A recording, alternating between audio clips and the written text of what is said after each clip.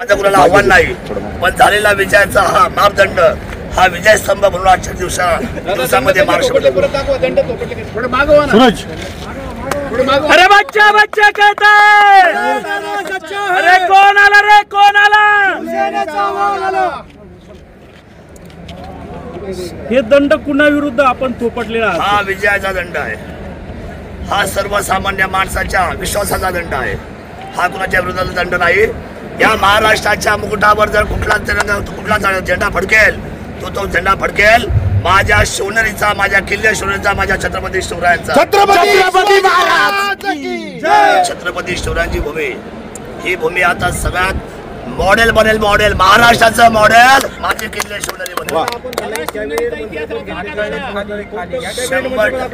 100% जे मिळेल ते कॅबिनेट, पण पर्यटन मंत्री भेटलं तर मला अतिशय आनंद होईल, कारण मी पर्यटन काम करतोय। 195 जुन्नर विधानसभा किल्ले शिवनेरी शिवजन्मभूमी या ठिकाणी जर या महाराष्ट्राच्या पटलावर तर तुम्ही संवेदनशील समजत असाल आणि महाराष्ट्र राज्याच्या प्रत्येक असलेल्या मंत्रिमंडळाचा छत्रपती शिवरायांचा आशीर्वाद तुम्ही जर घेत असाल तर या वेळेला 75-80 वर्षांनंतर आता आम्ही शांत बसणार नाही। किल्ले शिवनेरी शिवजन्मभूमीला कॅबिनेट मंत्रिपदाची शपथ पहिली आणि मग बाकीच्या मंत्र्यांची शपथ आम्हाला शब्द आपल्या सर्वांना। विजयाचं श्रेय कोणाला? विजयाचं श्रेय सर्वसामान्य जनता, मायबाप ज्यांनी मला खरं तर या सगळ्या संघर्षात साथ दिली। सगळे मोठमोठी लोक एका साईडला गेली, सगळे नेते मंडळी एका साईडला गेली, परंतु माझी जनता बरोबर माझ्याबरोबर। टर्निंग पॉईंट आलेला आहे। बाळासाहेब दांगटांनी पक्षाने केलेली कारवाई सुद्धा त्यांनी त्याचा विचार केला नाही। ते म्हटले जुन्नर तालुका सुरक्षित माणसाच्या हातात पाहिजे, जो माणूस सर्वसामान्याचा आदरवड आहे त्या माणसाच्या हातात जुन्नर पाहिजे, म्हणून त्यांनी सरळपणे निर्णय घेतला। सुरेश भाऊसाहेब शेवटच्या क्षणापर्यंत मांडत होते की शरद सोनवणे योग्य उमेदवार आहे, दुसरा कुठलाही उमेदवार टिकणार नाही आणि त्यांना उमेदवारी द्या, पण ऐकलं नाही। त्यांच्या मनात खंत राहिली, शेवटी त्यांनी ती खंत व्यक्त केली आणि तिथून जे बाहेर पडले ते आज विजयाच्या मिरवणुकीमध्ये ते उभे आहेत। याचाच अर्थ असा आहे की निर्णयावरचे लोक चुकवतात, खालच्या लोकांचं ऐकत नाही, हा खालच्या लोकांचा विजय आहे आणि मी त्यांच्या चरणावर वारंवार नतमस्तक आहे। जर शरद अपयश झाला असतं मग काय केलं असतं सरकारने? ह्या जडतडच्या गोष्टी आहेत, पण हा अन्याय सहन करायचा, सगळ्या वाईट गोष्टीला तोंड द्यायचं। बरं कसं असतं, हल्ली चांगल्याचा बोलबाला कमी, वाईटाचा बोलबाला जास्त आहे।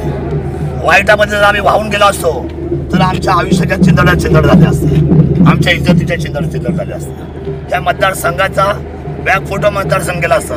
त्यामुळे या जडतड होण्यापेक्षा आज जनतेने जो विश्वास दाखवला तो कमालीचा विश्वास आहे। माझा आयुष्यभर मी त्यांच्यासमोर नतमस्तक आहे। मागच्या वेळेला जो पराभव केला कुठील नीतीने, त्या पराभवाला उत्तर मला या जनतेने दिलं, मी धन्यवाद देतो। प्रत्येक महिलेच्या घरामध्ये 2 घासाचा तुकडा घाला मी आयुष्यभर, प्रत्येकाला चांगल्या नजरेने पाहिले आयुष्यभर, कुणाची वाईट नजर केली नाही। वाईट नजर त्यांची होती ज्यांनी आयुष्यभर वाईट विचार केला।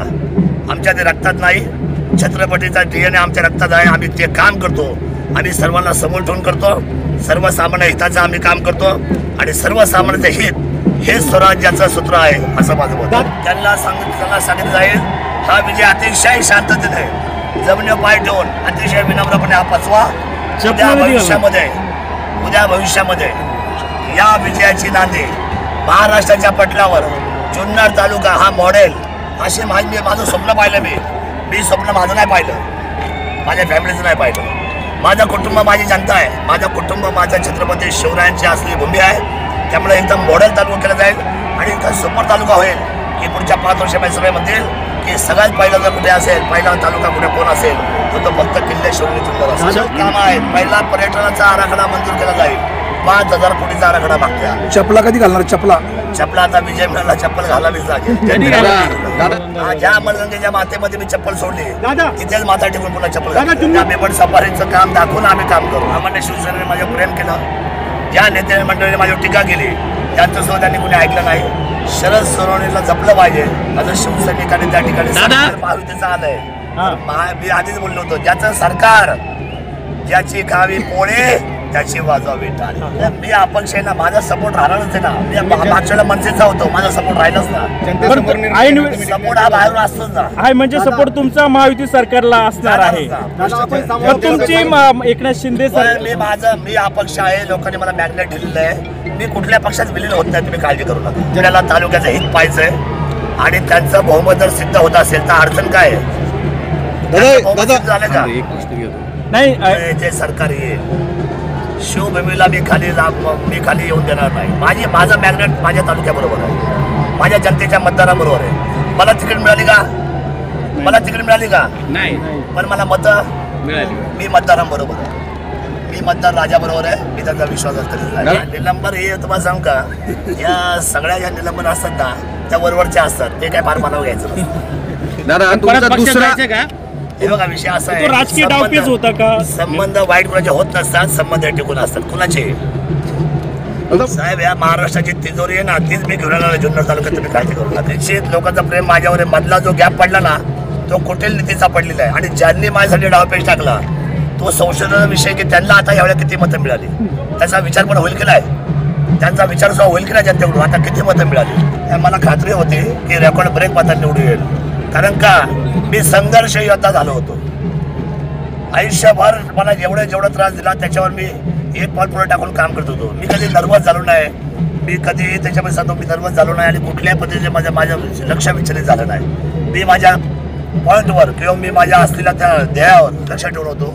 त्यामुळे हा अचीव होता. काही महिन्यांवर विघ्नहर कारखान्याची निवडणूक आहे, तुम्ही ती निवडणूक लढवणार आहात का? आज नाही सांगतात काय. आता कुटुंब म्हटल्यानंतर माझ्या पत्नीला काही वेगळं करू नका, तिला मायवर राहू द्या. पत्नी काय, भाऊ काय, मी काय, वडील काय, माझी सगळी असलेली 5.5 लाख जनता काय, हे आपलं कुटुंब आहे. सगळ्यांचं योगदान आहे. विघ्नहर कारखान्याचं तुम्ही उत्तर स्पष्टपणे देत नाहीये. नाही, मला आज सांगता यायचं नाही. विघ्नहर कारखाना अजून वेळ आहे. तो शेतकऱ्यांचा कारखाना आहे, शेतकरी निर्णय घेतील. ठीक आहे. माहिती